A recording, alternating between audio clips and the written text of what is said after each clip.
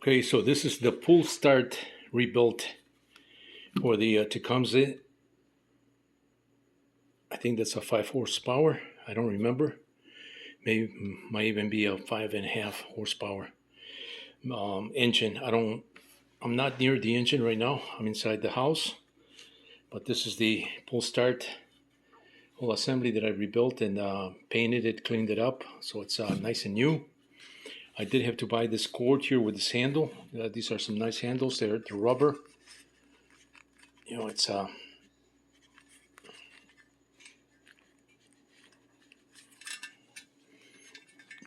wish these things would have a little more meat on the ends here, so you can grab it with your whole hand, and not just with a few fingers there, like this.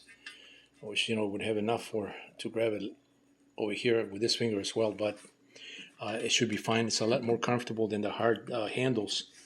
So that's new. The cord is new. I took this apart by putting this on a 2-ton press, just a table press, desktop press, and pushing it through this pin right here. This is almost like a cotter pin or compression pin. Split. It's basically just a tube split in the steel tube that's split in the on the side, so that it compresses. When you close it and when it's pulled away from the inside here, it kind of opens up. So it's inserted by pressure there. That's not going anywhere once it's inserted. So I had to use a sort of a pin, just about the same size as the outer diameter, so that it engages, with this steel pin, and it pushes right through this section right here. You have to press it this way in order for this whole assembly to come out. And once you do that, this whole assembly comes out. This is tapered right here. I almost made a mistake of trying to cut this this flange here. I'm glad I didn't go through the whole thing. I was trying to grind this, and you can see that's why this has some marks here. I was trying to grind it without realizing that this is actually a pin. I went online and saw some videos, and sure enough, somebody had posted that information. Thank you for whoever posted that. I don't remember the video, but I'm sure if you want to look at this, how to do this, you'll probably find that video. But somebody put a pin there, said that's the way you do it. Basically, I did the same, and that's how I got this unit out. A lot of this stuff is new to me because I've never worked on engines like this. So it's so like I was saying, this is new to me, and I have to look at what other people have done, in terms of repairing these things. But it wasn't that hard.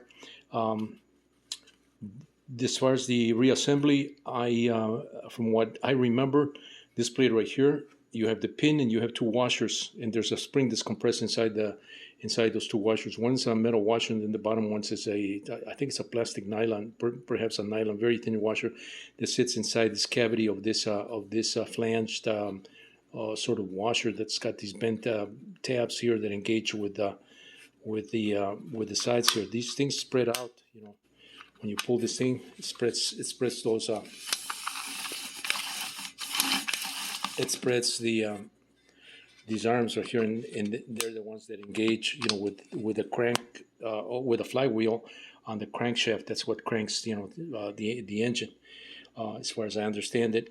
And so, so I rebuilt it, I reassembled it that way with this has 5 turns under tension before I was able to insert this cord here, and then just let the same recoil wind this backwards, to its position here. So there's five turns of tension here on the spring, on the original spring. The original spring has to be engaged on the bottom here, on the bottom of this unit here. This unit has an inner ring here that's it's kind of split.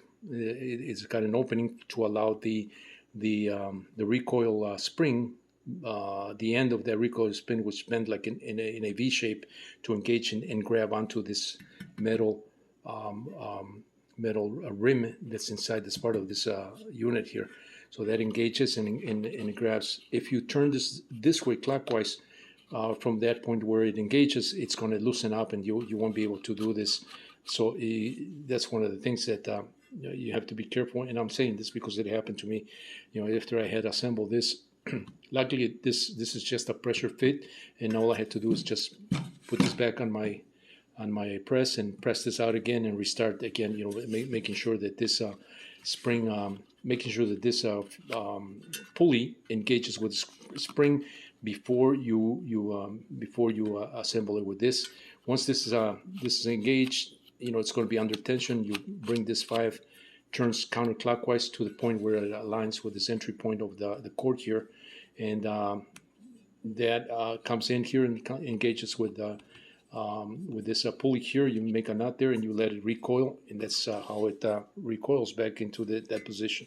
So it's got a nice tension to it. I wasn't able to put another turn on this 5. It was the limit, I believe, according to this particular spring. I was trying to go 6, so it's a little bit tighter and more of a firm recoil, but it wouldn't go that far. So I think 5 is the limit for this cord, which is these cords. I believe I got these from Amazon, and I believe this has a 5-foot. I believe this is a 5-foot cord. So it's got plenty length, to pull start the engine. So it's my unit rebuilt, nice and clean. I just need to put back the label here, which I'm going to clean up and spray some adhesive, contact adhesive or contact cement like adhesive, and put it right back on this plate just to cover this area here, and then this will be going back on the engine, with the bolts. So that's the rebuilt unit.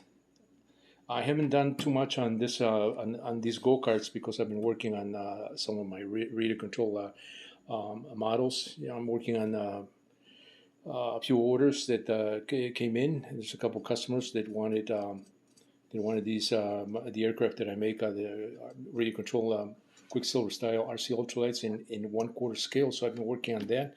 If you're interested in some of that stuff, you can just go to my YouTube channel and just kind of look through those videos that I've been posting there lately.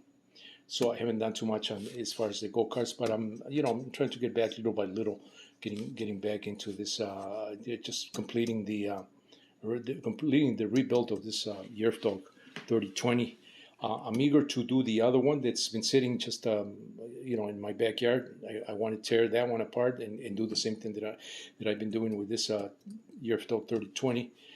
So that's going to have to wait. We're entering the fall and winter, and so with the weather being a little bit cooler, I should be able to work on that with a little more comfort. Because up to this point, the days have been really hot here in Arizona. So it's so I've been kind of slacking on this, on working on this, and also because I have orders from customers that want these ultralights that I still make to this day. So anyway, once again, Mario with MIA Microflight. Stay tuned for more.